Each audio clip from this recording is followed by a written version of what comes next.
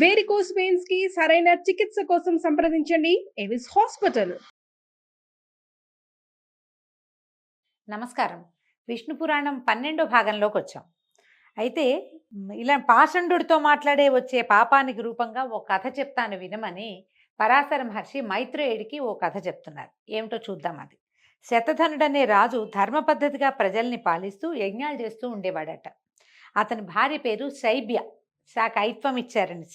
శైబ్య పతిని దేవుడిగా భావిస్తూ పరిచర్య చేస్తూ సాధ్వీరత్నంగా పేరు పొందింది.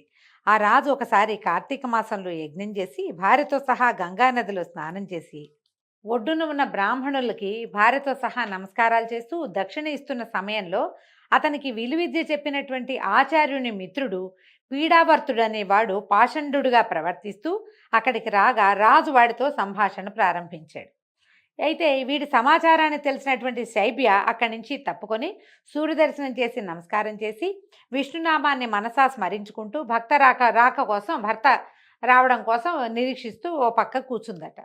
ఇతను ఏం చేశాడు, ఆ పాషండుడితోటి సంభాషణ ముగించి వచ్చి సతీ సమేతుడై నగరానికి చేరాడు. కొంతకాలానికి శతధనుడు మరణించాడట. లోక సహజంగానే మరణం జరిగింది. అతని ఇల్లాలు సహగమనం చేసి సుగుణముని మణి అయిన కాశీరాజు కూతురుగా పుట్టింది. శతధనుడు పాషండ సంభాషణ ఫలితంగా విదిశాపురంలో ఒక కుక్కగా జన్మించాడు. ఇది ఇట్లా జరుగుతుందంటే ఆ కాలంలో జరిగి ఉండుండొచ్చండి. కృతయుగం నాటి కథలు కదా ఇవి. అయితే కాశీరాజు పుత్రిక తొలి జన్మ తెలివి కలదై, అంటే ఈ శైబ్య కాశీరాజు కూతురుగా పుట్టింది కదా, ఆమెకి తన ముందు జన్మ గురించిన అవగాహన ఉంది. అందుకని ఇవిడ ఏం చేసింది, తొలి జన్మ తెలివి కలిగిందై తన భర్త ఎక్కడ పుట్టాడోనని ఆలోచించి విదిశా నగరంలో సునక జన్మ ఎత్తాడని తెలిసి విచారించిందట. ఆమెకు పెళ్లి చేయాలని తండ్రి ఆలోచిస్తుంటే ఆ పెళ్లికి ఇష్టపడక విదిశా నగరానికి వెళ్ళి ఆ కుక్కని గుర్తించి చాలా విచారించింది. అంటే తన భర్త కుక్కగా పుట్టాడని బాధపడుతోంది అమ్మడు పాపం. ఎంతో విచారించి ఒకనాటి రాత్రి ఆ కుక్క దగ్గరికి వెళ్ళి చేతులు జోడించి, మీ వంటి పుణ్యాత్ముడు పాషండుడితో సంభాషణ వల్ల ఇలాంటి దౌర్భాగ్యపు జన్మ ఎత్తవలసి వచ్చింది. దైవఘటన తప్పదు కదా మహాత్మా, పూర్వజన్మ జ్ఞానం లేక ఇలా ఉండటం తగదు. ఇక ఈ నీ శరీరం విడిచిపెట్టి నేను నీ ముందు పుట్టుకలో నీ భార్యను అని చెప్పేసరికల్లా ఆ కుక్క ఏం చేసినట్ట, నిరాహారిగా ఉండి కొన్నాళ్ళకి తనుత్యాగం చేసి కోలాహల పర్వతం దగ్గర నక్కగా పుట్టిందట. ఆ విషయం తెలిసిన ఈ భార్య అయ్యుడున్నారు కదా శైబ్య, కాశీరాజు కుమార్తె, ఇక అక్కడికి వెళ్ళి ఆ కుక్కతో ఏం చెప్పిందో అవే మాటలు చెప్పిందట ఈ నక్కకు కూడా. ఈ పుణ్యకాంత వాక్ప్రభావం వల్ల ఒక నక్క కొన్నాళ్ళు నిట్రుపవాసం చేసి, అంటే ఈ తిండి లేదు అలాగే ఉండిపోయిందనమాట. శరీరం విడిచి ఒక అడవిలో తోడేలుగా పుట్టింది. మళ్ళీ కాశీరాజు కూతురు మళ్ళీ బోధించేద్దట, నీ ముందు జన్మలో నువ్వు ఇది, అంతకుముందు అది, అంతకుముందు రాజుగా ఉన్నావు, అప్పుడు నేను నీ భార్యని, నాయన ఈ జీవితాన్ని వదిలిపెట్టేసేయి, ఇదేం జన్మ అని చెప్పింది. చెప్పేసరికల్లా తోడేలు మళ్ళీ మరణించిందట. తోడేలుగా చచ్చి కోతిగాను, ఆ తర్వాత కొంగగాను, ఆ తర్వాత నెమలిగాను పుట్టి వేటగాళ్ల చేతికి చిక్కి కానుకగా కాశీరాజు అంతఃపురానికి చేరిందట. ఇన్ని జన్మలు తిరిగింది. వాటివి చిన్న చిన్న జన్మలు కదా, మానవ జన్మ పెద్దది. అయితే ఈ రాజపుత్రి తన భర్తని గుర్తించింది, పూర్వ జన్మలో భర్తను గుర్తించి ఆనందంగా తనతో పాటు అట్టి పెట్టుకుంది, సాదరంగా పెంచుకుందిట. అలా ఉండగా జనక చక్రవర్తి ఒకసారి గంగా తీరాన అశ్వమేధ యాగం చేసి గంగాజలాల్లో అవభృత స్నానం చేస్తూ ఉండగా ఈ కాశీరాజు పుత్రిక నెమలితో సహా తీసుకుని వెళ్ళి నెమలిని తీసుకుపోయి ఆ గంగా నదిలో మునిగిందట. మునిగేసరికి ఈ నెమలి మరణించి జనక చక్రవర్తి కుమారుడుగా పుట్టింది. రాజపుత్రి ఆనందంగా కాశీకి వెళ్ళిపోయింది. కొంతకాలం కాగా రాజకుమారి పెళ్లి నిశ్చయించి స్వయంవరం సాటించగా ఎక్కడెక్కడ ఉన్న రాజకుమారులు కాశీనగరానికి వచ్చారట. వస్తే సభలో అందరూ ఆసీనులై ఉండగా కాశీరాజ పుత్రిక అతన్ని గుర్తించి జనకనందనుని వరించి అతని ఇల్లాలై చిరకాలం హాయిగా జీవితం గడిపింది. జనకనందనుడు తొలిపుట్టుక తెలివి కలిగిన వాడై ధర్మ ప్రవర్తనుడై చల్లగా ప్రజలను పాలించి చివరికి కాంతా సమేతుడై తనుత్యాగం చేసి విష్ణు సాయుధ్యాన్ని పొందాడు అని పాషండ సంభాషణ వల్ల వచ్చే పాపము, అశ్వమేధ యాగం నందు అవబృధ స్నానం యొక్క విశేషము, పతివ్రత పుణ్యాశయము, ఈ 3 విషయాల్ని పరాశరుడు శిష్యునకు వివరించి వినిపించాడు. అయితే ఈ కథ వినంగానే మనకు ఒక పెద్ద అనుమానం వస్తుంది. కాశీరాజు కూతురుగా పుట్టిన ఆవిడకి వివాహం నిశ్చయమయ్యే సమయానికంటే ఏ 12 సంవత్సరాల వయసులోనూ ఆవిడ తెలుసుకుంటే ఆమె భర్త అప్పటికి కుక్కగా పుట్టాడు, తర్వాత నక్కగా పుట్టాడు, తర్వాత తోడేలుగా పుట్టాడు, తర్వాత కోతి, తర్వాత నెమలి, 5 జన్మలెత్తి ఆ తర్వాత రాజకుమారుడిగా పుడితే అతను కుమారుడుగా ఉంటాడు. ఈవిడ ప్రౌఢగా పెద్దదైపోతుంది కదా అని అనుమానం వస్తుంది. అప్పట్లో ఈ వయసు నియమాలు కొంచెం తక్కువగా ఉండేవనుకుంటానండి. పైగా వీళ్ళేమిటో వందల సంవత్సరాలు, వేల సంవత్సరాలు జీవించి ఉండేవాళ్ళు. ఆ కాలంలో జీవన ప్రమాణాలు చాలా పెద్దవి. ఈ పెద్ద పెద్ద జీవన ప్రమాణాల్లో ఈ ఈ వయసుల్లో తేడా ఉన్న ఈ 150 సంవత్సరాలు పెద్ద లెక్క అయి ఉండవు. కాబట్టి ఈ కథని ఇట్లా సరిపెట్టుకుందాం మనం. మైత్రేయ ఇంకా నీకేం వినాలనుంది అడుగని పరాశరుడు అడిగేసరికి మైత్రేయుడు అడుగుతున్నాడు. సూర్యచంద్ర వంశీయులైన రాజుల చరిత్రలు వేరువేరుగా వినాలనుంది. సూర్యవంశ క్షత్రియులు, చంద్రవంశ క్షత్రియులు వీళ్ళని గురించి చెప్పమన్నాడు. అనేసరికల్లా ఆయన వాళ్ళ గురించి వింటే వంశాభివృద్ధి తర్వాత పుణ్యము కలుగుతాయి నాయన, చాలా మంచి చరిత్రలు అని చెప్పాడు. సూర్యచంద్ర వంశరాజుల చరిత్రలు చెప్తున్నాడు. సృష్టి తన పనిగా పెట్టుకుని బ్రహ్మ ఏం చేశాడు, విష్ణు యొక్క నాభి కమలం నుంచి జన్మించాడు. బ్రహ్మ వేదాలకి ప్రభువు, ఆ విధంగా అందరికీ పూజ్యుడు, యోగులకు ఇష్టదైవము, పరబ్రహ్మ స్వరూపంగా చెప్పదగినవాడు. ఆ బ్రహ్మ యొక్క కుడి బొటన వేలి నుంచి దక్ష ప్రజాపతి పుట్టాడు. అతని కూతురు అదితి, ఆమె కశ్యపుని యొక్క భార్య అయింది.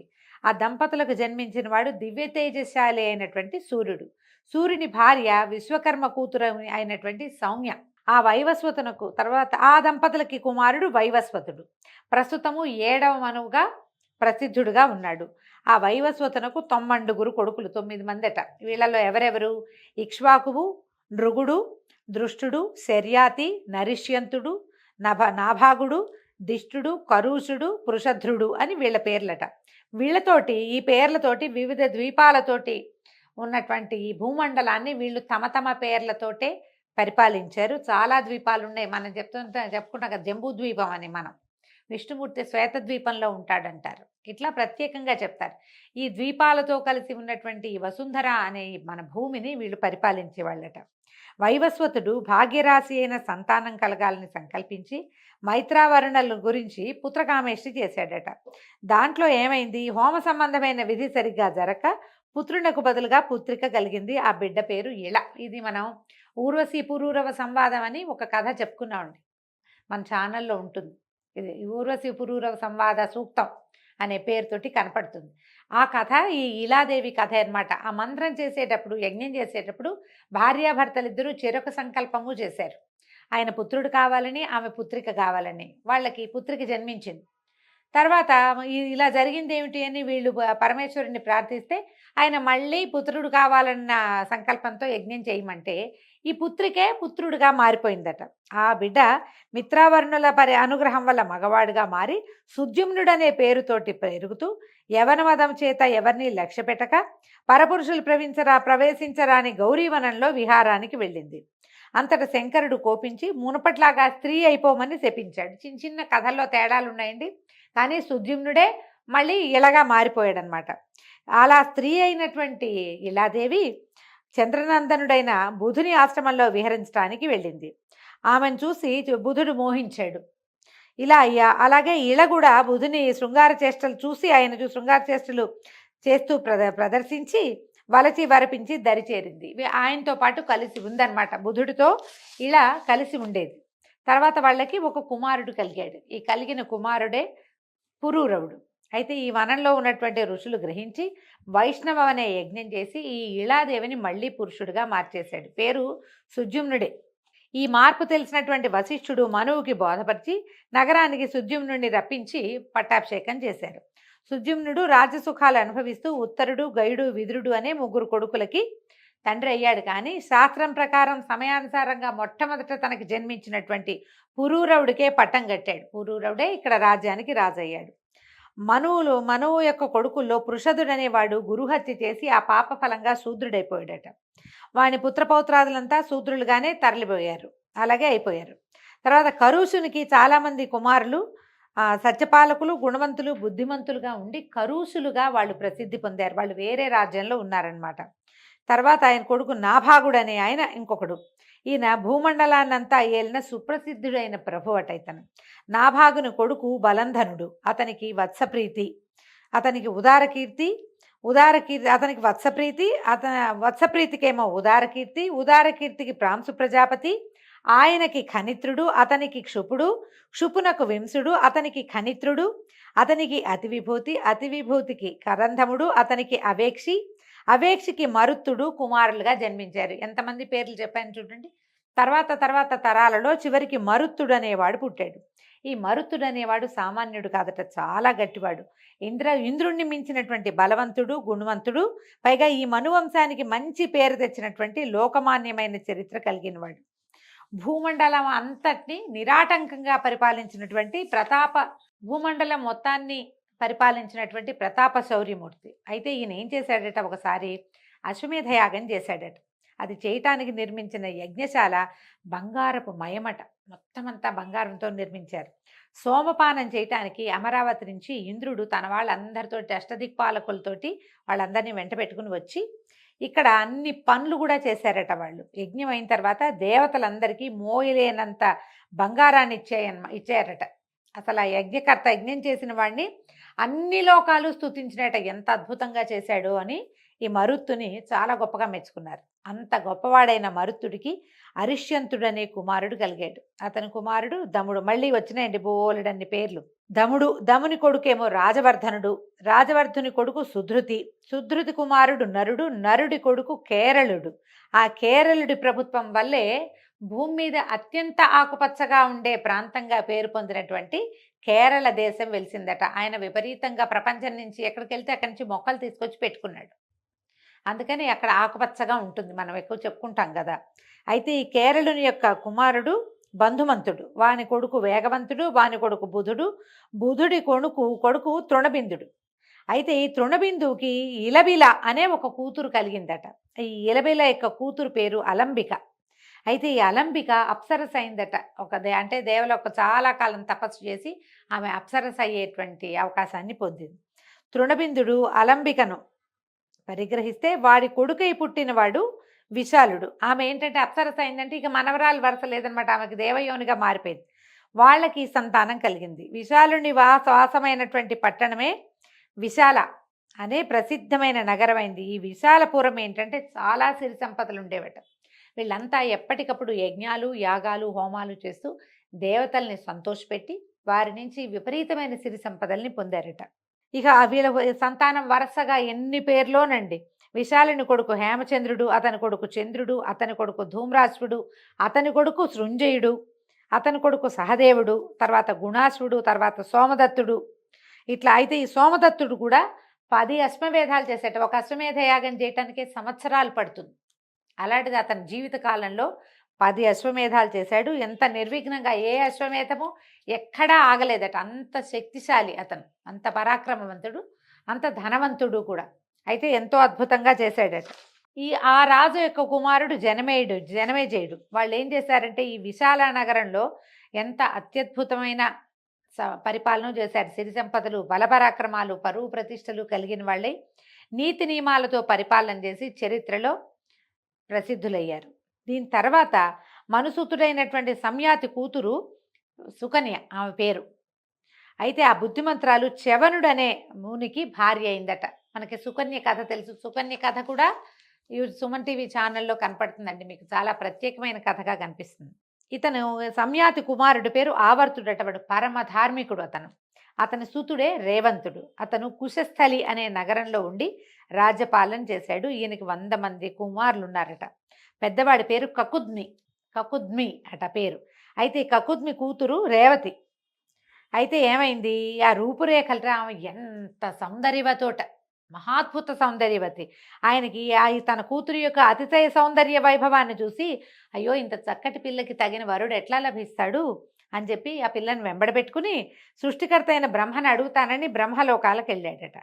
ఈ వెళ్తూ ఉంటే ఏమైంది, బ్రహ్మ ఆ సమయానికి హాహాహూహులు అనేటువంటి గంధర్వుల పాట వింటున్నాడట. ఈ హాహాహూహు పేరుతోటి విశ్వనాథ్ సత్యనారాయణ గారిది ఒక నావెల్ ఉందండి, చిన్న పుస్తకం, చాలా బాగుంటుంది. వీళ్ళు ఏంటంటే గంధర్వులు, అద్భుతమైన గాయకులట. అసలు వాళ్ళు వాయించేవి ఎలాంటి ఇన్స్ట్రుమెంట్నైనా వాయిస్తారట. వాళ్ళ సంగీతం వింటున్నాడు.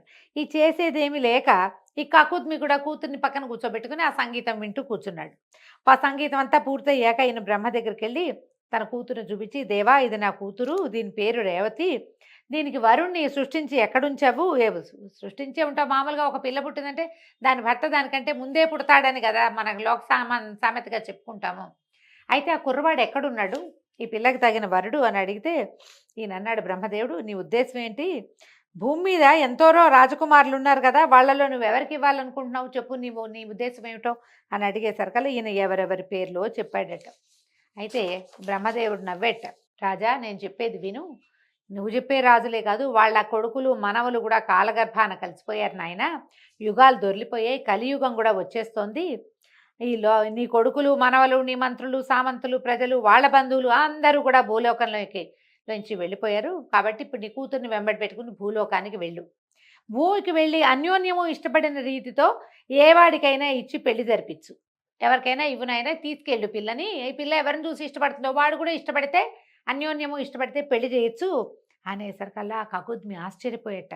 బ్రహ్మ మాటలు విని, దేవా ఆశ్చర్యంగా ఉంది, నాకు నీ సన్నిధిలో ఉన్నాను కాబట్టి నాకు భూలోక వార్తలు తెలియలేదు, మరి ఇప్పుడు ప్రస్తుతం ఉన్న వాళ్ళలో భూమి మీద ఉన్న వాళ్ళలో వాళ్ళు ఎవరి సంగతులు నాకు తెలియవు కదా, నా కూతురికి సరిపడే వరుడు ఎవరో కొంచెం తెలియజేయి, నా మాట మన్నించిన ఆయన అని బతిమలాడుకున్నాడు. బతిమలాడితే బ్రహ్మ ఒక్క నిమిషం తల వంచి ధ్యానించి ఆనందంగా చేతులు జోడించి ఇట్లా అన్నట్ట, రాజా నీ పుత్రికి తగిన వరుడున్నాడు, లోకరక్షణ లక్ష్యంగా విష్ణువు ఇలలో అవతరించాడు, ఆ లోకనాథుని మహాత్మ్యం చెప్తాను విను. ఈ కథ ఎంత మలుపు తిరుగుతుందోనండి. కేశవుని తమోగుణం భూభారాన్ని భరిస్తుంది, ఏదో ఒక మూర్తిగా ఈ భూభారం వహిస్తూ ఉంటుంది కేశవుని యొక్క తమోమూర్తి, అలాగే జగత్ప్రళయాన్ని కూడా కలిగిస్తుంది. ప్రస్తుతం ధరణిలో భూభారాన్ని హరించటానికి అవతరించింది ఆ తమోగుణం పేరు రాముడు. అతను ఆదిమధ్యాంత శూన్యుడు, నిర్వికల్పుడు, ఆదిదేవుడు, అనంతుడు, త్రిగుణాశ్రయుడు, గుణాతీతుడు, సృష్టి స్థితి లయకారకుడు, ఎలాంటి విచారము లేనిటువంటి శుద్ధ మనస్కుడు, జనన మరణాలు లేని ఆకాశతత్వరూపుడు, సర్వమంగళమూర్తి, వేదాంత వేద్యుడు, యోగుల హృదయాలలో ప్రశాంతమూర్తిగా విహరిస్తూ ఉంటాడు, అప్రమేయుడు. ఇలాంటి వాడు అని చెప్పడానికి సాధ్యం కాని మహిమ కలిగిన వాడు ఆ రాముడు యదువంశంలో అవతరించాడు. ఆ రాముడు ప్రస్తుతపు పేరు బలభద్రుడు, నీలాంబరుడు, నాగలి రోకలి ఆయుధాలుగా కలిగిన వాడు ఆ యదుకుల రత్నము. నీ పుత్రికి తగిన వరుడు ఆయన విష్ణుదేవుడు, నీ కూతురు విష్ణుమాయ యొక్క శక్తి, కాబట్టి వీళ్ళిద్దరిని దంపతులను చేయటం అన్ని విధాలా సముచితమైన సత్కార్యం నాయన. ఒకప్పుడు నీ పాలనలో ఉన్నటువంటి అమరావతి కన్నా మిన్నగా ఎన్నదగిన కుశస్థలపురము ఇప్పుడు ద్వారవతి పేరుతోటి యాదవ రాజధానిగా ఉంది. ద్వారకా నగరం గురించి చెప్తున్నారు. దాంట్లో యదువృష్టి భోజాంధకులు సేవిస్తూ ఉండగా ఉన్న బలరామునికి నీ కూతుర్ని అప్పచెప్పు అని చెప్పంగానే ఈయన నమస్కారం చేసి పంపించాడు. ఈ కూతురుతో భూలోకానికి వచ్చి చూశాడు. అప్పుడు నరులంతా, వీళ్ళేమో ముందు యుగం వాళ్ళు కదా, చాలా పెద్ద పెద్ద పర్సనాలిటీస్ అన్నమాట, చాలా పెద్ద ఆకారం కలిగిన వాళ్ళు. నరులు పొట్టిగా దుర్బలంగా స్వార్థం కోసం పాటుపడుతూ మూర్ఖంగా ఉండటం చూశాడట. అయితే అలా వెళ్ళి ద్వారకలో ప్రవేశించాడు. ప్రవేశిస్తే శుద్ధ స్ఫటిక సంకాశుడు, శీరపాణి, దివ్యతేజో విరాజమానుడు అయి ఉన్న బలరామును చూసి స్వవిషయం చెప్పి మన్ననగా మాట్లాడి, కూతుర్ని బాబుకు బ్రహ్మదేవుడు నీకు అప్పచెప్పమన్నాడు తండ్రి అని అప్పచెప్పేసరికల్లా ఈవిడ ఏం చేశాట బలరాముడు, ఆమె ఇంత పొడుగ్గా ఉందట, బలరాముడి కంటే చాలా పొడుగట రేవతీదేవి. ఆయన ఏం చేశాడు, నాగలితోటి మెడమికి నాగలి తగిలిచ్చి కిందకి లాగాడట. లాగి ఆమెను పొట్టిగా చేసి తనున్నంత పొడుగ్గా, అంటే ఈ మన ద్వాపర యుగం నాటికి మనుషులు 7.5 అడుగులు అలా ఉండేవాళ్ళండి, మనకంటే పొడుగు. అయితే ఈ కృతయుగం నాడు 14 అడుగులు 18 అడుగులు కూడా ఉండేవాళ్ళట, అంతంత పొడుగు ఉండేవాళ్ళు. ఆమెని నాగలితోటి పొట్టిదాన్ని చేశాడు, ఇట్లా దగ్గరికి లాగి ఆమె అవయవాలన్నీ దగ్గరికి చిన్న సైజుకి అయిపోయినాయి. అప్పుడు ఆమెను వివాహం చేసుకుని గృహస్థ జీవితం గడిపాడట. కూతురు పెళ్ళి అయిపోయింది కాబట్టి కకుద్మి తపశ్చర్య కోసం హిమగిరి వెళ్ళిపోయాడు. అయితే తర్వాత ఏం జరిగిందో మనం రేపటి భాగంలో తెలుసుకుందామండి. ఈ కథ వింతగా ఉంది చూడండి. ఇప్పటిదాకా మనకి బలరాముడి భార్య రేవతి అన్నదే మనం రకరకాల సినిమా కథల ద్వారా కూడా తెలుసుకున్నాం. ఆమె ఏనాటిది అంటే మనకి 2 యుగాల ముందుది. కృతయుగం నాటి రేవతీదేవిని మధ్యలో ఉన్న త్రేతాయుగం వదిలేసి ద్వాపర యుగంలో బలరాముడు వివాహం చేసుకున్నట్ట. వారికి సంతానం కూడా కలిగిందని వివిధ కథల ద్వారా తెలుస్తుందండి. దీంతో ఈరోజు కథ సమాప్తం అండి. రేపు ఉదయం మళ్ళీ కలుసుకుందాం. నమస్కారం.